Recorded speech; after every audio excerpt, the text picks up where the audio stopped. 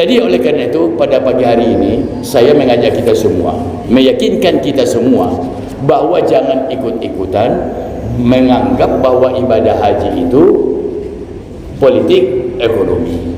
Itu adalah semata-mata mencari ridho Allah dan mengikuti perintah Allah.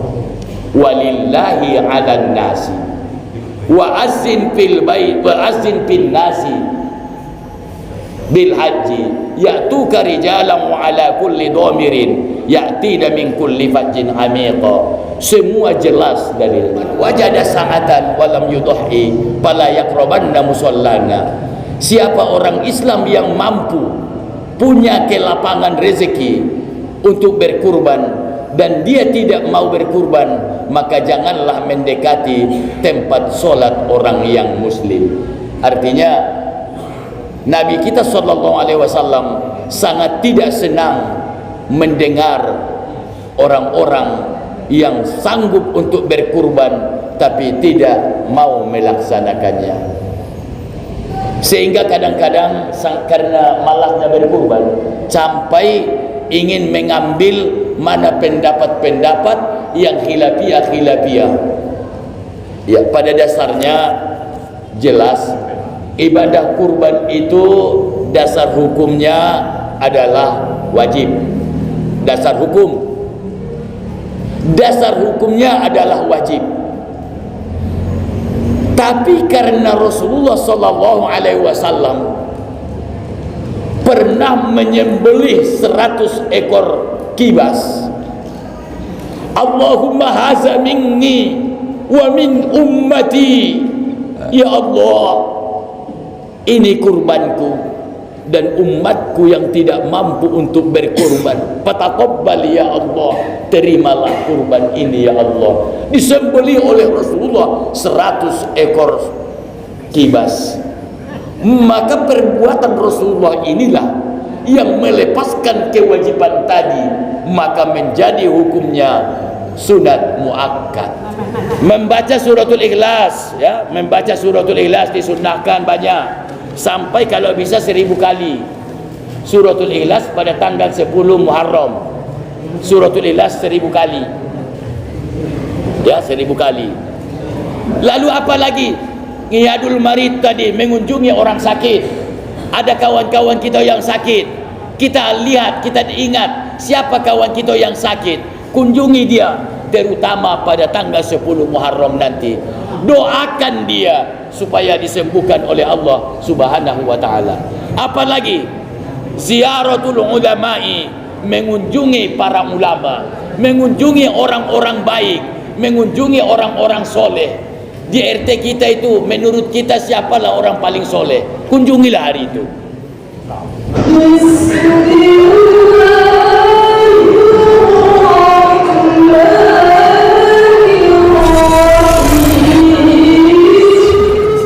Assalamualaikum warahmatullahi wabarakatuh. Alhamdulillahi rabbil alamin, wassalatu wassalamu ala asrafil anbiya'i wal mursalin wa ala alihi wa ashabihi ajma'in. Asyhadu an la ilaha illallah wa asyhadu anna Muhammadar Rasulullah. Allahumma salli ala sayyidina Muhammad wa ala ali sayyidina Muhammad. Allahumma zidna ilma warzuqna fahma waj'alna ya Allah min ibadika shalihin waj'alna ya Allah min ibadikal muttaqin waj'alna ya Allah min ibadikal muqarrabin. Amin ya mujibas sa'ilin. Yang sama-sama kita hormati dan kita muliakan Bapak Direktur Majelis Duha Nasional Kabupaten Batanghari dan segenap pengurus, Bapak pengurus, baik pengurus pembangunan dan kegiatan pemeliharaan manajemen Masjid Ibadur Rahman yang saya banggakan, Bapak-bapak, ibu-ibu, jamaah yang hadir pada kesempatan ini yang berbahagia. Pertama-tama mari kita mengucapkan puji dan syukur kehadirat Allah Subhanahu wa taala. Sampai pada pagi hari ini kita masih diizinkan Allah bernaung dan berteduh di bawah kolong langitnya ini. Dan Allah masih mengizinkan kita untuk berjalan di atas bumi ciptaannya. Besok pagi atau sore tidak ada yang tahu apakah kita masih berjalan di atas bumi ini atau sudah ditelan bumi. Atalallahu a'marona, semoga Allah memanjangkan umur kita. Amin ya rabbal alamin. Salawat dan salam kepada junjungan kita Nabi Muhammad sallallahu alaihi wasallam. Allahumma salli ala Sayyidina Muhammad wa ala ali Sayyidina Muhammad. Bapak-bapak pembina, direktur, dan semua pengurus MDN yang saya banggakan, dan seluruh majelis atau hadirin hadirat yang saya muliakan. Pagi ini tanggal 25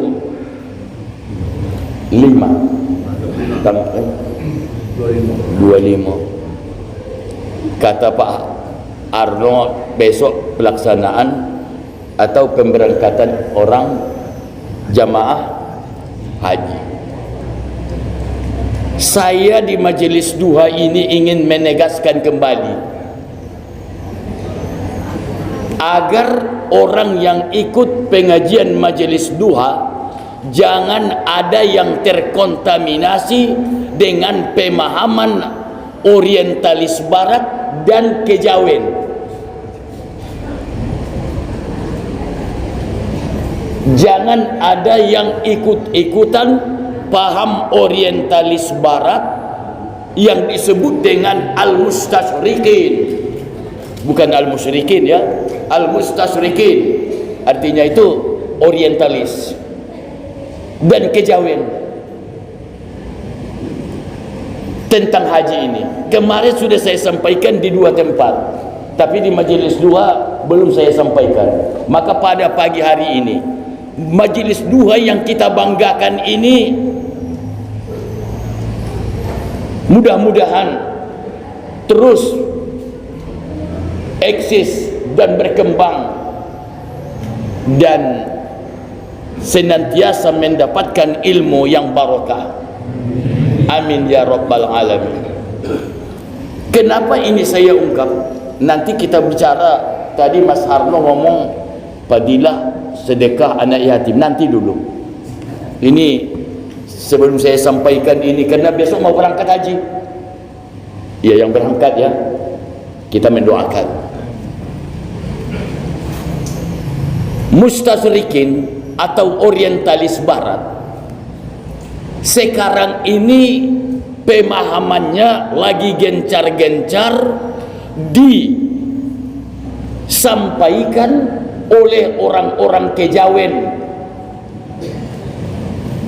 orang-orang yang beraliran kejawen. Kejawen bukan agama, itu adalah budaya. Budaya tidak bisa menjustis, tidak bisa memponis suatu hukum dalam Islam. Kalau kejawen lah, jangan ngejek-ngejek Islam ya. Kalau kejawen lah, jangan ingin mencampur adukan pahammu dengan paham Islam. Apa itu? Diambil dari orientalis oleh orang-orang kejawen, pemahaman-pemahaman yang berdasarkan logika, bukan berdasarkan syariat, bukan berdasarkan Al-Quran dan hadis. Kalau mereka itu mengatakan, atau kalau mereka mengambil paham itu, sebenarnya itu sudah basi, udah lama paham itu. Cuma karena dia yang terlambat baca kitab. Tahun 70-an ini sudah muncul paham 70-an sudah muncul paham ini. Apa itu? Salah satu contoh adalah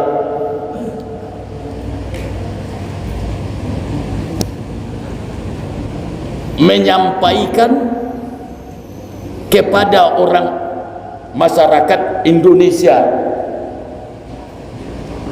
bahwa melaksanakan ibadah haji itu adalah politik ekonomi.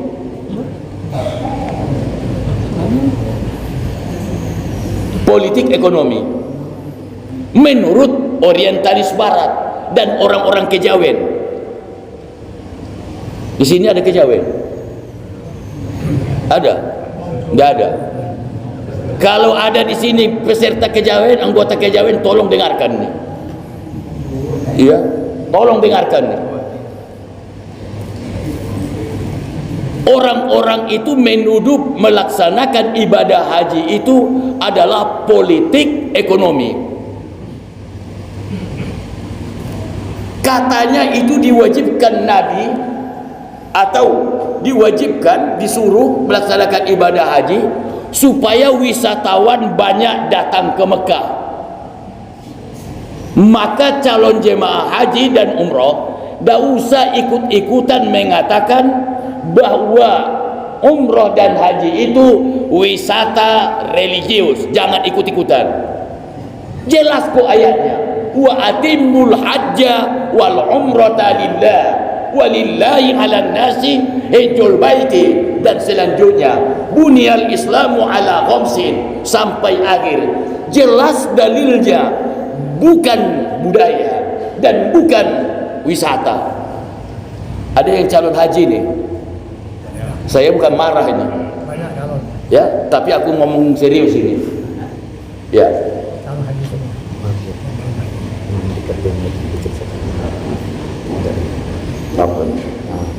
Oh ya, tolong sampaikan bahwa ibadah haji itu adalah rukun Islam. Bunyal Islamu ala khamsin. Dasar Islam itu 5. Syahadatu an la ilaha illallah wa anna Muhammadar Rasulullah, wa iqamis shalah, wa ita'iz zakah, wa shaumi ramadhana, wa hajjul baiti man istata'a ilaihi sabila. Jelas dalilnya dari hadis, jelas dalilnya dari Al-Quran. Kok dibilang wisata? Bukan wisata. Kalau kita mengatakan wisata, berarti kita pergi haji, berarti wisatawan. Kalau itu kita katakan, maka benarlah tuduhan orang-orang kejawen itu, dan benarlah tujuan orang-orang orientalis itu yang mengatakan haji itu adalah perjalanan wisata dan politik ekonomi. Oleh karena itu, pada pagi hari ini saya ingin menyampaikan kepada kita semua, tolong yakini rukun Islam yang kelima itu sebagaimana meyakini rukun Islam yang pertama. Rukun Islam yang pertama adalah mengucapkan 2 kalimat syahadat, mengakui bahwa tiada Tuhan yang berhak untuk disembah kecuali Allah, dan mengakui bahwa Muhammad itu utusan Allah, dan haji itu pun kewajibannya sama dengan itu. Ini yang perlu saya sampaikan pada pagi hari ini. Kenapa? Karena hebatnya pengajian majelis duha, lebih hebat lagi serangan mereka melalui media sosial. Majelis duha kan cuma sekali seminggu, iya kan? Cuma sekali seminggu. Mereka itu setiap saat di media sosial menyerang kita dengan ustadz-ustadznya, dengan guru-gurunya. Oleh karena itu, makanya saya sampaikan pada pagi hari ini, Ibu Bapak, jangan ikut-ikutan mengatakan bahwa naik haji itu adalah wisata rohani. Itu kan kalau wisata rohani ke Masjid Cheng Ho. Masjid Cheng Ho, oke. silakan. Masjid 1000 tiang, masjid kita, Masjid Agung Al-Falah Jambi, mau wisata rohani ke sana, silakan. Tapi untuk haji dan umroh jangan katakan wisata. Jangan buat abu-abu bahasa agama itu. Agama itu jelas, bukan abu-abu. Ini Bapak Ibu sekalian yang saya muliakan, kenapa mereka mengatakan bahwa itu adalah politik ekonomi? Karena dulu kan pernah Raja Abraha dari Habasyah, Ethiopia, dan juga Raja dari Yaman pernah membuat Ka'bah tandingan. Mereka iri melihat manusia berduyun-duyun untuk ziarah ke Ka'bah. Otomatis dengan ramainya orang ziarah ke Ka'bah, ya sudah barang tentu sedikit banyaknya pasti berdampak kepada ekonomi, iya kan? Pasti berdampak. Tapi bukan itu tujuan, bukan itu tujuannya, itu dampaknya, katakanlah barokahnya, iya kan? Barokahnya. Makanya seperti yang saya bilang, kalau Muara Bulian ini jadi seperti yang diinginkan oleh orang tua kita dulu, almarhum Pak Hasib, bupati kita dulu, Bulian ini menjadi kota pendidikan, maka Bulian ini cepat berkembangnya. Bulian ini akan cepat, karena tidak mungkin kita jadi kota bisnis. Kenapa? Terlalu dekat dengan ibu kota. 300.000 saja uang ibu-ibu udah tidak belanja lagi di Bulian, pasti ke Jambi. Macam mana membuat Bulian menjadi kota bisnis, ya kan? Tapi kota penyangga seperti Depok, ya kan, Bogor, Bekasi, untuk penyangga ibu kota Jakarta. Maka kita pun cuma penyangga, tapi kita harus punya punya kelebihan. Kalau jadi Bulian ini menjadi kota pendidikan, di mana-mana pendidikan, kos-kosan semua tidak ada yang kosong, iya kan? Semua kos-kosan bedeng macam semua akan berisi, toko-toko akan lancar, jualan akan lancar. Kenapa? Banyak manusianya, banyak orang. Itu betul. Jadi orang itu iri melihat Ka'bah karena tidak pakai promosi pun orang berlomba-lomba naik haji. Sekarang malam kemarin saya tanya Pak Helmi dari Departemen Agama, kita 32 tahun daftar tunggu ya, 32 tahun daftar tunggu. Kalau kita nanam karet hari ini sampai peremajaan kembali baru berangkat, iya kan? Peremajaan kembali itu ya berapa lah umur karet kan? 25 sampai 30. Sawit gitu juga kan, itu pun tergantung tanahnya. Replanting lah itu, ya kan? Begitulah ya. Itu tidak perlu promosi, tidak perlu. Kenapa? Orang rindu dewe, bahasa dusunnya, orang rindu sendiri ke Ka'bah itu. Setiap orang yang beriman, orang Islam yang beriman, satu pun tidak ada orang kalau ditanya hatinya yang tidak ingin umroh atau haji. Tak ada. Jadi tidak perlu pakai promosi. Raja Yaman ini memang dari sejak dulu itu bikin hal masalah itu. Iya, Yaman. Mulai dari dulu. Tengok dia sendiri pun sekarang perang saudara. Kitabnya sama, Al-Quran, hadisnya sama, bahasanya sama, agamanya sama, tapi perang terus gawenya. Itu yang mau dicontoh. Ya, yang bagus dicontoh. Belajar ilmu boleh ke sana. Kenapa? Karena ulama-ulama kita juga banyak dari sana. Ya, banyak dari sana. Kitab yang kita baca itu kitab Subulus Salam, ya kan? Semuanya banyak kitab-kitab yang datangnya dari Yaman. Kita tidak menyalahkan Yamannya, tapi ada orang-orang di Yaman yang tidak perlu kita contoh. Jadi oleh karena Raja Yaman iri melihat Ka'bah didatangi terus, ramai terus tanpa promosi, dibuatnya lah Ka'bah tandingan. Kalau di Indonesia yang banyak partai tandingan, ya kan? Kalau itu orang banyak iri nengok partai. Kalau di mohon maaf Pak Musdom ya, saya bukan iri. Dulu kan partai cuma 3 kan.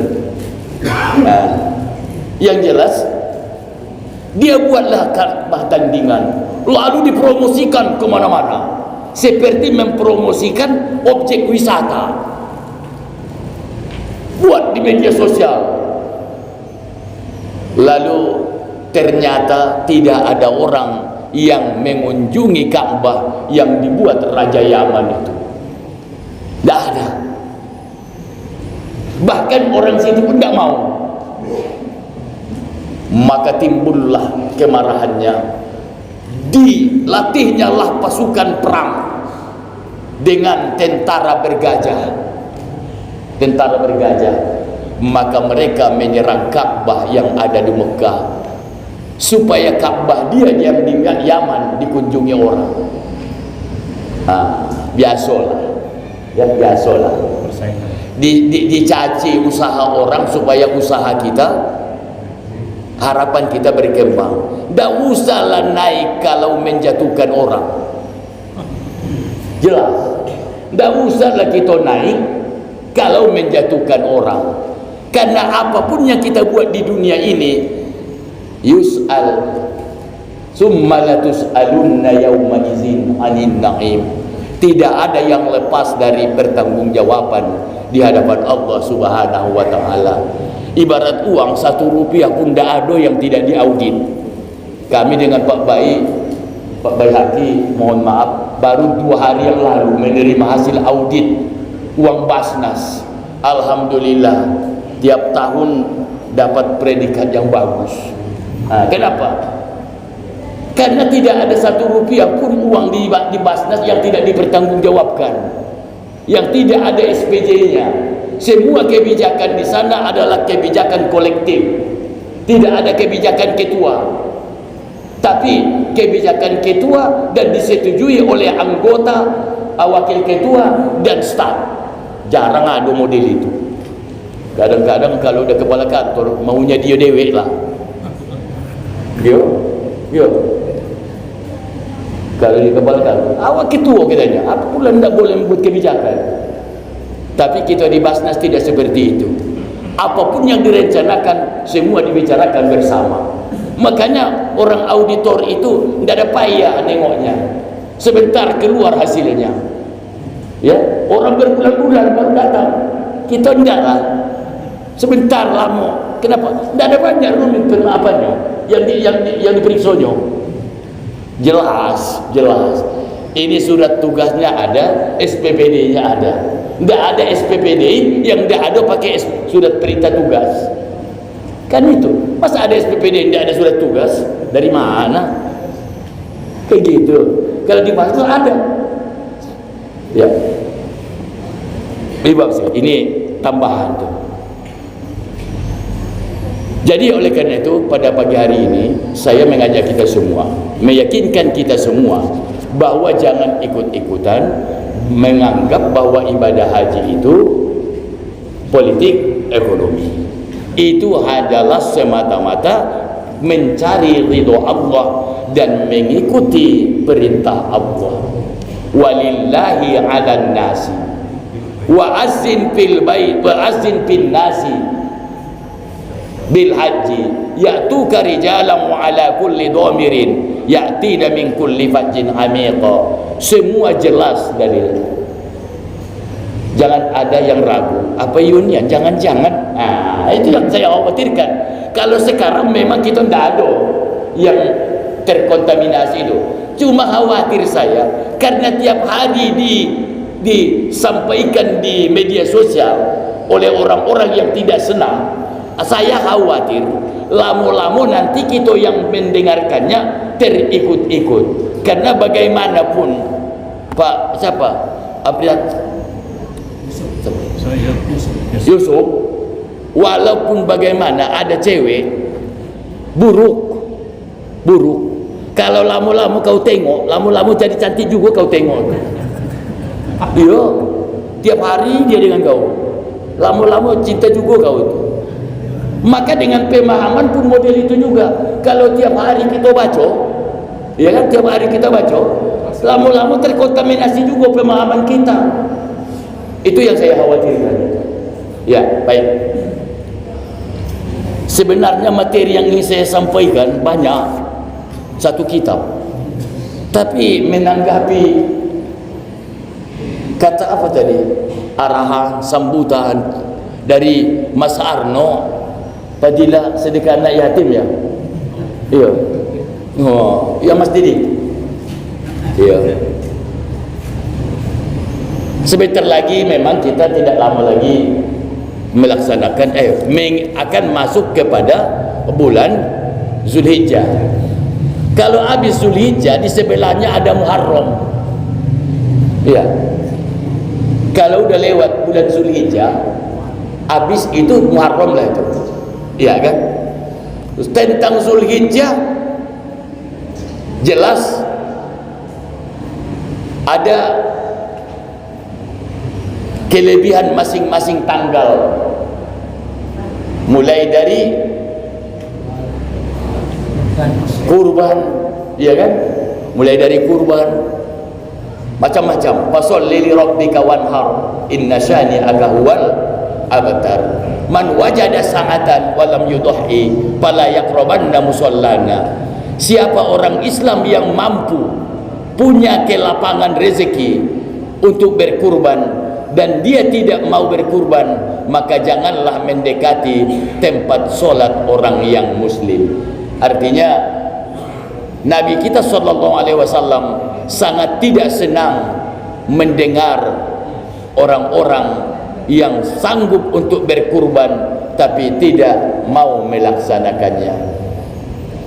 Sehingga kadang-kadang karena malasnya berkurban sampai ingin mengambil mana pendapat-pendapat yang khilafiyah. Ya, pada dasarnya jelas ibadah kurban itu dasar hukumnya adalah wajib. Dasar hukumnya adalah wajib.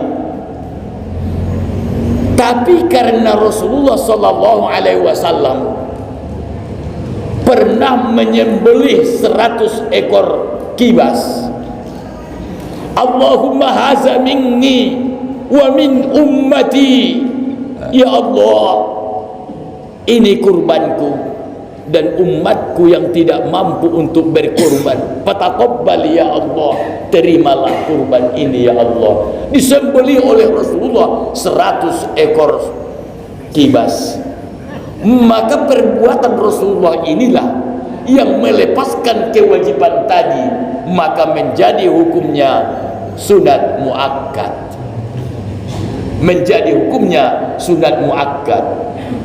Andai kata Rasulullah dulu tidak membuat itu, maka hukumnya adalah wajib. Tapi karena sudah disembelih oleh Rasulullah, minni wa man lam yudhi, ya Allah, inilah kurbanku dan kurban orang yang tidak mampu. Rasulullah tahu bahwa ada hamba, bahwa ada umatnya nanti yang tidak mampu untuk berkurban, maka Rasulullah sudah menyembelih kurban wajibnya. Maka sekarang adalah menjadi sunat muakkad, kecuali nazar. Kalau dinazarkan tetap wajib, ya kan? Umpamanya ada bapak-bapak, ya, ada di antara kita melihara, memelihara sapi. Karena sapi ini ada beberapa ekor, mungkin kita mengucapkan, ya Allah ya Tuhan, kalau sapiku yang ini hidup, katanya kan, dan sehat, yang ini akan kujadikan jadi kurban, katanya, maka itu wajib hukumnya untuk diselesaikan. Kenapa? Karena kita yang membuat kewajiban itu terhadap diri kita. Kurban nazar, kurban nazar itulah yang tidak boleh dimakan oleh orang yang berkurban itu. Kurban nazar itulah yang tidak boleh dimakan oleh orang yang berkurban itu, ya. Orang lain makannya. Kalau kurban biasa, kurban sunat, boleh dimakan, bahkan disunnahkan orang yang berkurban itu untuk mencicip kurbannya itu, walau matdojatan, walaupun hanya sesuap. Tapi kalau yang dinazarkannya, maka dia tidak boleh memakan daging kurbannya itu. Jangan salah. Yang tidak boleh itu kalau dia nazarkan. Yang bernazar itu yang tidak boleh. Bini orang yang bernazar itu boleh, bininya boleh. Ya, pokoknya lakinya yang bernazar, dia tidak boleh makannya. Anak dan istrinya boleh, boleh makannya. Ibu sekalian, teringat dengan apa yang disampaikan oleh Mas Harno tadi. Kita memang, Pak Mas Harno, ya kan, muara bulian ini apabila dalam hal ini, maksud saya dalam hal ini masih ketinggalan dibuat panerokan dan bulian baru, ya. Ini perlu saya sampaikan supaya orang muara bulian ini panas, ya, supaya panas orang bulian, termasuk MDN. Kita dalam menyantuni anak yatim masih kalah dibuat panerokan, masih kalah dibuat oleh bulian baru, masih kalah dibuat oleh bulian jaya. Tahun kemarin saya hadiri penyerahan sedekah santunan anak yatim pada tanggal 10 Muharram yang lalu. Itu dipaderokan lebih 100 juta. Muara bulian belum pernah saya dengar. Saya ingin keluar yang model-model ini dari MDN ini, dicontoh. Saya tidak mengatakan harus 100 juta, ya, tapi masa orang dusun galahkan kita? Itulah dulu. Ini orang ibu kota ini, ya kan? Aku ke mana-mana sih.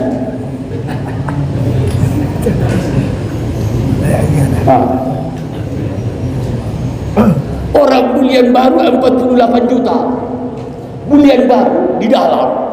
Saya menghadiri dan ikut menyerahkannya santunan 10 Muharram untuk anak yatim mereka 48 juta.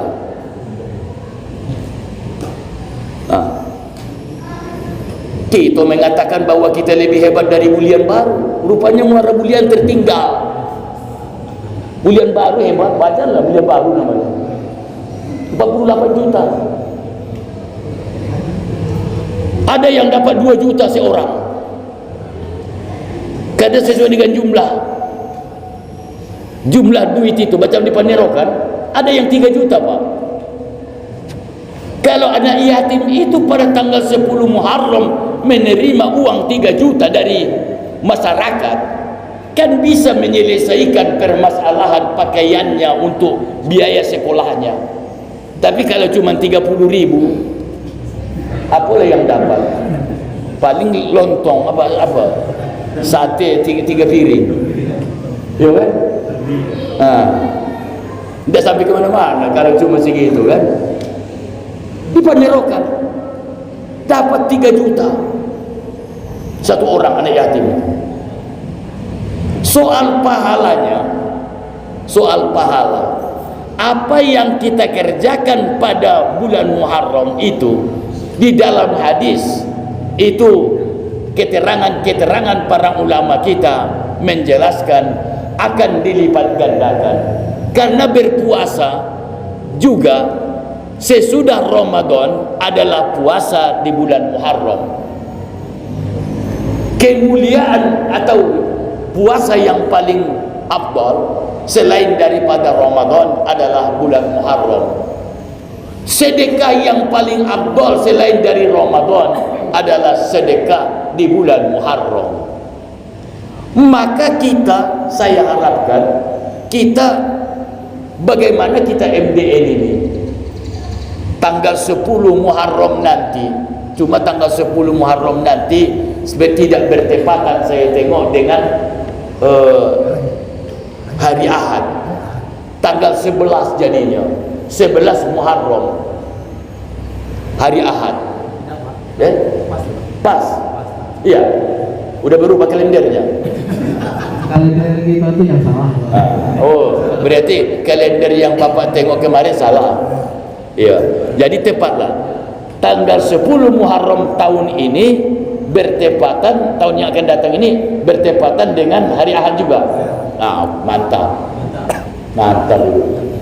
Saya khawatir tadi tanggal 11, tapi seandainya pun tidak tepat dengan hari Ahad, hari Ahad itu 11 Muharram, tidak salah, tidak salah.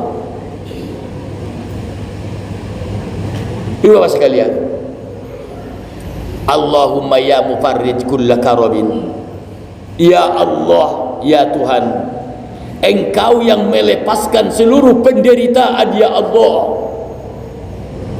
Kapan itu? Yauma Asyura, 10 Muharram. Wa ya mukhrijazan nuni yauma Asyura, wahai yang mengeluarkan Nabi Yunus dari perut ikan hari Asyura. Ya man qabila tasbiha wa ya man qabila taubata, yang menerima taubat Nabi Adam dan Nabi Nuh yauma Asyura pada tanggal 10 Muharram.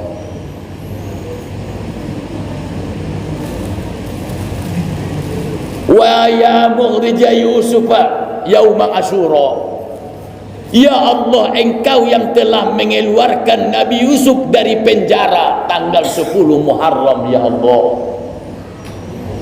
Kalau Yusuf ini tidak tahu saya, tanggal bukan hari Asyura lahirnya ya, tidak. Nabi Yusuf keluar dari penjara hari Asyura. Nabi Nuh wastawat alal judi, berlabuh di bukit al-judi yauma Asyura pada hari 10 Muharram. Oleh karena itu ada ibadah-ibadah yang perlu kita perhatikan dan kita amalkan pada hari Asyura. Kapan itu? Apa itu? Terutama di dalamnya puasa. Puasa. Bagusnya puasanya bukan hanya Asyuranya saja, tapi kita mulai dari kita yang tidak pergi haji, mulai daripada 9, yaitu hari Tasu'a, hari ke-9 Muharram, kemudian disambung dengan Asyura tanggal 10.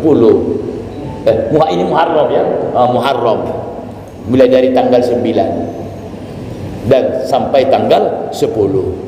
Kalau tidak bisa tanggal 10 dengan 11, tanggal 10 dengan 11. Kalau tidak bisa 9 sampai 10. Itu Bapak dan Ibu sekalian, disunnahkan berpuasa.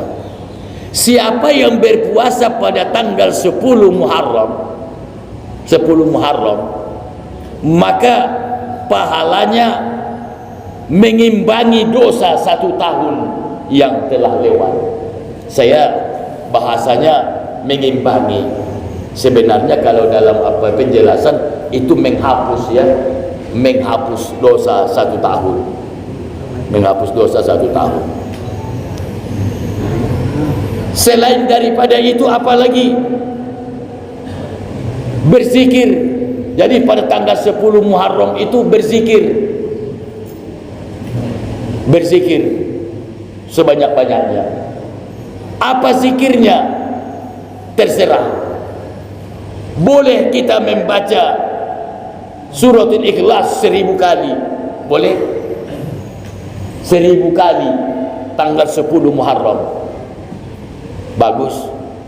Boleh kita membaca doa Allahumma ya mufarrij kulla karabin, atau ya mufarrij farrij anna humumana. Silakan. La ilaha illa anta subhanaka inni kuntu minaz zalimin. Silakan. Berarti kita ngikut doa Nabi apa? Nabi Yunus ya, Yunus. Ya. Atau Rabbi anni massanyad durru wa anta arhamur rahimin. Ya Allah ya Tuhan, aku ini dalam keadaan sakit ya Allah, wa anta arhamur rahimin, sedangkan engkau maha pengasih maha penyayang. Berarti kita mengambil doa Nabi Ayyub alaihi salam. Nabi Ayyub alaihi salam. Nabi Ayyub setelah sekian tahun mengidap penyakit, alhamdulillah disembuhkan Allah pada tanggal 10 Muharram.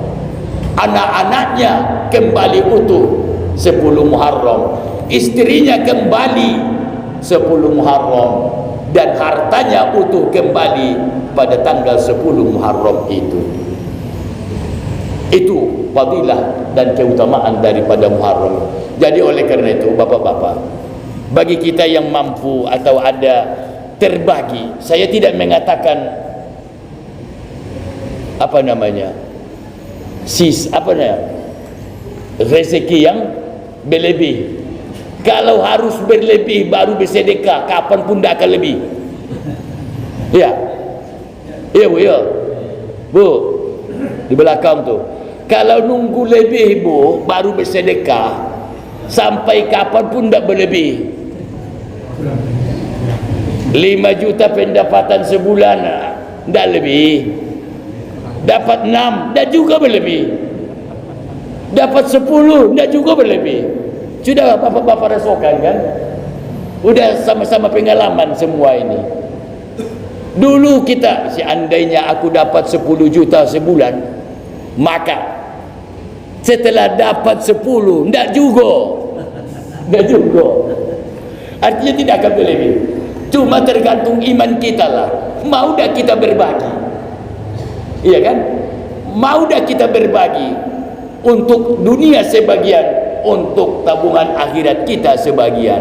Betapa bahagianya anak yatim itu, betapa senangnya anak yatim itu menerima nanti bantuan dari kita pada tanggal 10 Muharram yang akan datang ini. Jangan sekedar mengusap ya, jangan sekedar mengusap. Ini masih ada paham ngusap-ngusap ini. Boleh ngusap, ya, boleh ngusap. Ngusap kepala anak yatim tanggal 10 Muharram, tapi jangan sekedar ngusap baik. Ngusap berpahala. Ya, ngusap kepala anak yatim itu pahala. Tak usap 10 Muharram. Pagi ini pun kau usap kepala anak yatim berpahala lah. Tapi Pak Direktur jangan maknyo. Iya, jangan maknyo yang diusap. Anaknya. Sapre. Sapre. Iya, iya. Usap. Berpahala. Apalagi 10 Muharram, berpahala besar. Tapi lebih besar lagi pahalanya, kita usap kepalanya, lalu kantongnya pun kita isi dengan amplop yang berisi. Jangan amplop kosong, ya, amplop yang berisi. Ya. Ibu bapak sekalian, setiap rambut anak yatim yang kita usap itu menjadi saksi di akhirat, menjadi saksi di akhirat tentang apa yang kita kerjakan hari itu di hadapan Allah Subhanahu wa taala. Sama dengan kita sholat subuh, sholat umpamanya di masjid. Kita kan sholat di masjid, kalau kita qobliyah dengan rawatibnya itu kan berpindah-pindah.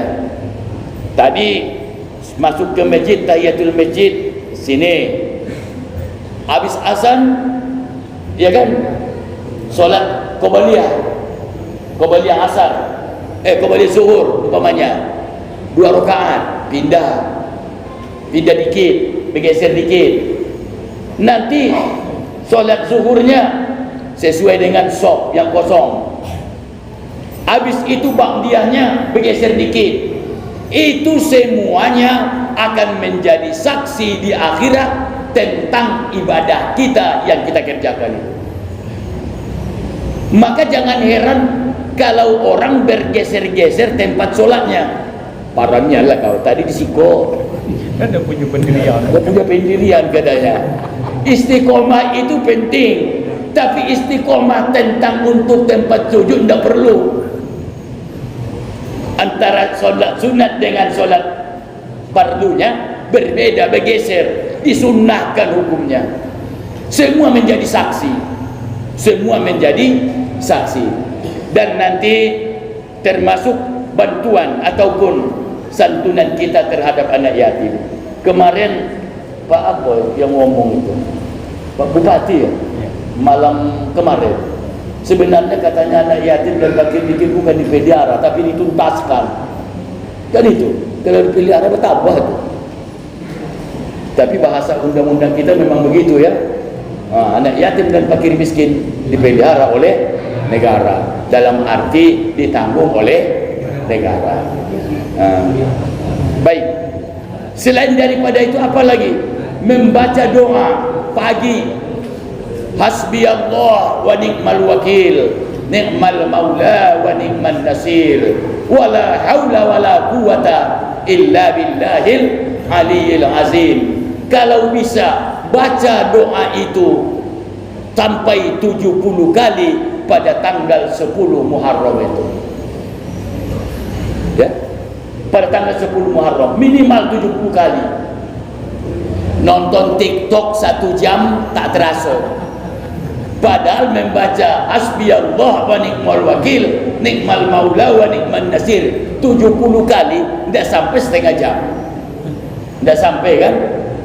Cuma kadang-kadang kita salah perhitungan. Kalau yang sia-sia, yang lalo, perbuatan lalo sia-sia, kita tidak mikir-mikir habis waktu. Tapi untuk ibadah terlalu berhitung. Ya, terlalu berhitung. Mentang-mentang imamnya membaca sabbihis. Imam baca sabbihis, katanya itu udah terlalu panjang. Padahal untuk membaca yang lain lebih dari itu yang dia lakukan. Ibu bapak sekalian yang saya muliakan, saya kembali mengingatkan, bukan mengingatkan, mengajak kita semua. Mari kita gembirakan anak yatim kita tanggal 10 Muharram yang akan datang ini dengan membagi rezeki yang diberikan oleh Allah kepada kita. Kita kumpulkan dengan panitia. Siapa panitianya ini? Pak Arno lah, Mas Ari, Pak Didi, semuanya ya. Saya malu nanti kalau kita terus terang lah. Masa sebanyak ini orang di Muara Bulian? Bukan ini saja kan? Orang di Muara Bulian tidak bisa ngumpul duit 100 juta. Iya. Orang Panerokan bisa. Cuma satu desa. Iya kan? Cuma satu desa.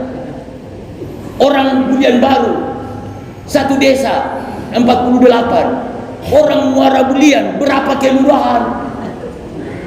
Kelurahan Teratai, Kelurahan Rengas Condong, Kelurahan Muara Bulian, Kelurahan Seridadi, Pasar Baru, Limo. Masa 100 tidak bisa? Berarti kalau belum dapat 100 masih termasuk orang bakhil gitu, orang pelit. Iya, berani ngasih sumbangan anak yatim 10.000. Tidak main model itu. Ya, tidak musim itu. Masa 10.000 untuk anak yatim jadi apa itu? Kecuali memang hanya itulah mampunya. Kalau memang hanya itu, 5.000 pun jadi. Karena terus terang, 10.000 dari orang yang tidak banyak duit lebih besar pahalanya daripada 100.000 dari orang yang sangat kaya. Iya kan? Sangat kaya. Ini mohon maaf Pak DPR. Yo, 1.000 dari saya bisa lebih banyak pahalanya dari 10.000 dari Pak Haji. Yo, kenapa? 10.000 dari Pak Haji berapa lah? Anggota DPR kan? Kalau 10.000 dari saya, ya saya kan cuma guru santren. Berapa lah pendapatannya kan? Contohnya ini. Ya contoh yang saya sebut ya. Contoh yang saya sebut bukan bukan hal-hal yang lain-lain ya. Ini sekedar contoh. Ya, seorang yang tidak kaya berinfak atau bersedekah 10.000 tidak sama pahalanya dengan 10.000 dari orang kaya. Ya kan? Tidak sama itu. 10.000 dari orang biasa yang tidak kaya dengan 10.000 dari orang kaya beda. Karena 10.000 bagi orang miskin itu berarti dapat sebungkus nasi serba 10. Apa? Serba 10.000 itu. Aduh, itu di pinggir jalan tengok tuh. Serba 10.000. Kalau toko ada serba 35. Tapi apakah saya yang salah? Tidak tepat juga. Kenapa? Saya datang situ ada yang 50, ada yang 75, tapi serba 35 kata. Rupanya sebagian yang 35, sebagian ada juga yang lebih. Mereknya baik. Ya memang begitulah cara promosi lah. Ternyata di dalam harga 35 saja semua. Memang ada barang itu 35 itu memang ada. Nah, tapi ada juga yang lebih. Bapak sekalian. Jadi hasbi Allah wa ni'mal wakil, ni'mal maula wa ni'man nasir, wala haula wala quwata illa billahil aliyil azim. Baca 70 kali pada tanggal 10 Ramadan. 10 Muharram bukan Ramadan. Nah, apalagi bersedekah tadi, puasa ya. Pertama puasa, yang kedua bersedekah, ketiga menyantuni anak yatim. Ya kan? Zaman dulu karena semangat juangnya orang dulu lebih hebat, dia tidak punya apa-apa tapi ingin bersedekah pada tanggal 10 Muharram. Akhirnya datanglah panitia. Apa yang ada di rumahmu? Jagung. Bawa jagung. Kau apa yang ada di rumahmu? Aku cuma ada ubi. Ubi apa? Ubi kayu, bawa. Kau apa yang ada? Aku cuma ubi rambat. Kumpul. Akhirnya terkumpullah dia 10 macam. Jadilah dia bubur Asyura. Bubur Asyura. Bubur 10 macam. Saya ingin juga satu saat nanti MDN ini kita rame-rame makan bubur Asyura itu. Iya Bu, itu gawe ibu, sambut dari ibu itu. Coba kalau macam hari Ahad macam ini, kebetulan tanggal 10 Muharram pula. Bagaimana kalau kita ngumpul anak yatim, kita santuni anak yatim itu, setelah itu kita rame-rame dengan anak yatim makan bubur Asyura. Kita buat pakai cup-cup kecil tuh, kita bagi semua. Ikolah Asyura. Mantap tuh. Maka kita sebagai MDN harus sanggup menjadi agen perubahan, agen ide, supaya dicontoh orang, ya kan? Buat terobosan. Masa sebanyak ini kita tidak ada apa namanya terobosan ya? Coba kita buat tuh. Kita sepakati buburnya bubur Asyura bagaimana. Yang jelas kacang berapa macam, ya kan? Ubi berapa macam. Itu saja pun ditambah dengan tepung dan gula, udah cukup lah itu 10 macam. Iya kan? Cukup lah itu. Kalau di kampung-kampung saya tengok apa yang ada, beliau ada kacang tanah bawah. Oh beliau ini Pak Haji ini ada apa kacang hijau, bawah. Dikumpul. Ada kacang apa kedele, ya kedele, dimasak dia 10 macam. Itulah jadi Asyura, namanya bubur Asyura. Dan bubur Asyura ini bervariasi, kadang-kadang berbeda daerah saya tengok berbeda buburnya, tapi itu menunjukkan semangat, betapa inginnya semangat bersedekah pada hari itu. Bubur Asyura dari Banjar beda, bubur Asyura dari Bugis beda, bubur Asyura dari kita orang Melayu Melayu Jambi beda, bubur Asyura dari Tapanuli ku tengok berbeda. Kalau bubur Asyura dari Tapanuli itu bisa dipotong-potong kayak kue lapis, kue lapis, kayak kue lapis, tapi namanya bubur Asyura karena terdiri daripada 10 macam.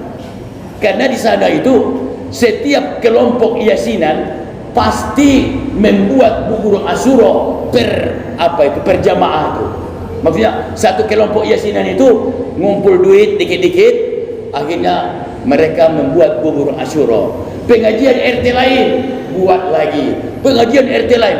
Pokoknya tanggal 10 Muharram itu semuanya pada makan bubur Asyura. Dan termasuk anak yatim, menyantuni anak yatim tadi. Apalagi berluas-luas dengan keluarga. Ini apa maksud berluas-luas dengan keluarga?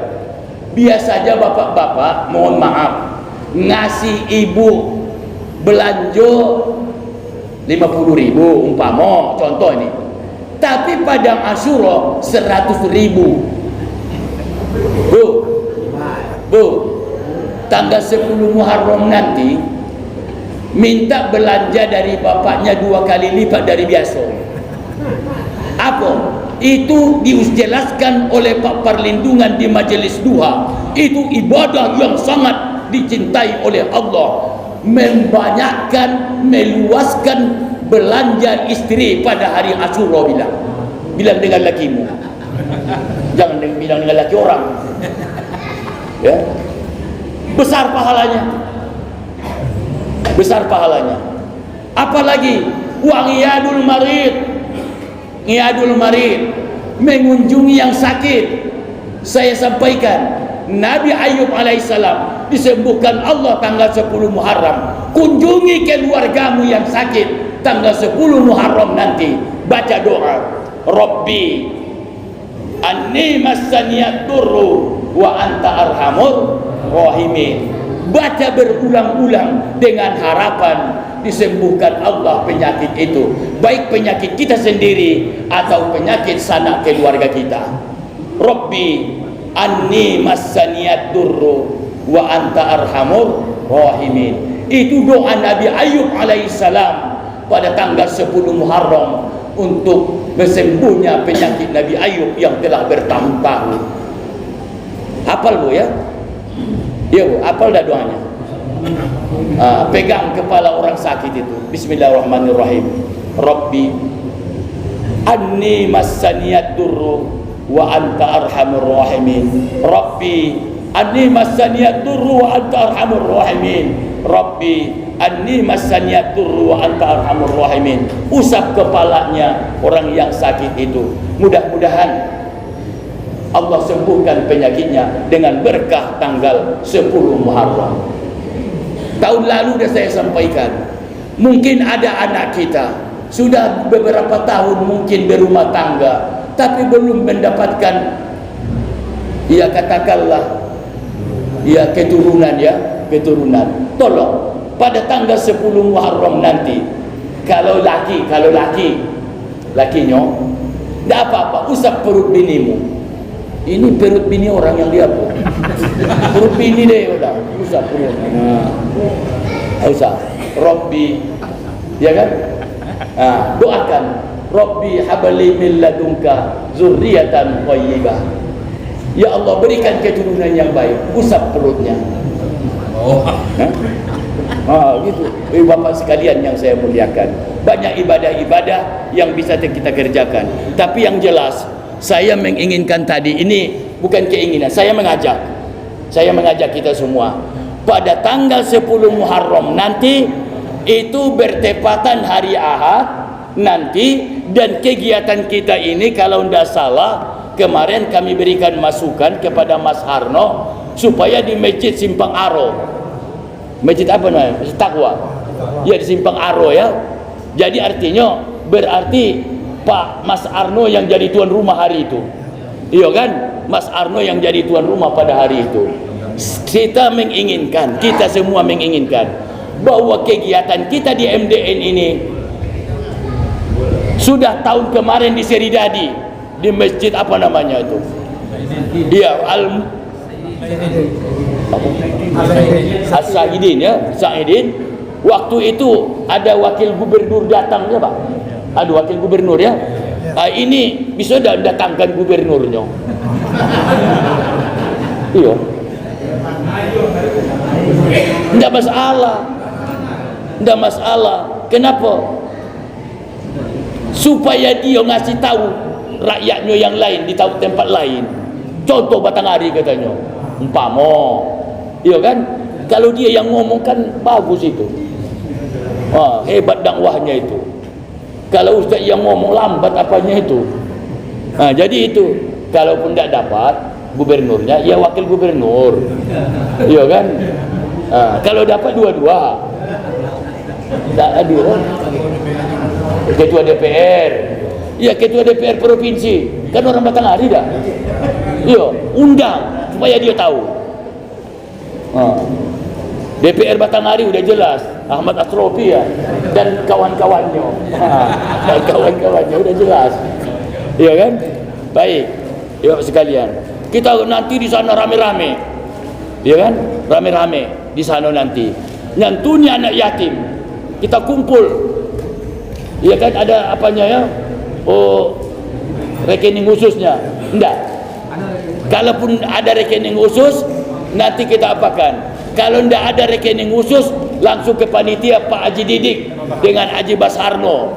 Ya, tidak bawa hari ini, minggu depan, kan masih lama.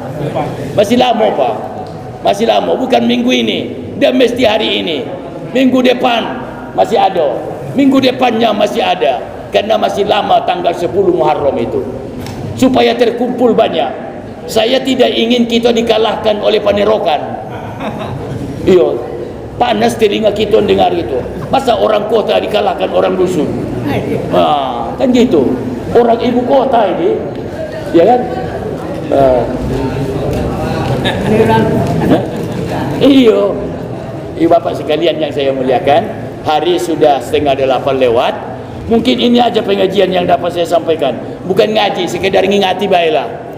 Karena kalau ngaji tidak ada sempat tadi baca kitabnya tadi. Tidak ada sempat baca kitabnya. Iya ya. Bapak dan Ibu sekalian, membaca suratul Ikhlas ya, membaca suratul Ikhlas disunnahkan banyak. Sampai kalau bisa 1000 kali. Suratul Ikhlas pada tanggal 10 Muharram. Suratul Ikhlas 1000 kali. Ya, 1000 kali. Lalu apa lagi? Ngiyadul marid tadi, mengunjungi orang sakit. Ada kawan-kawan kita yang sakit. Kita lihat, kita ingat siapa kawan kita yang sakit, kunjungi dia, terutama pada tanggal 10 Muharram nanti. Doakan dia supaya disembuhkan oleh Allah Subhanahu wa taala.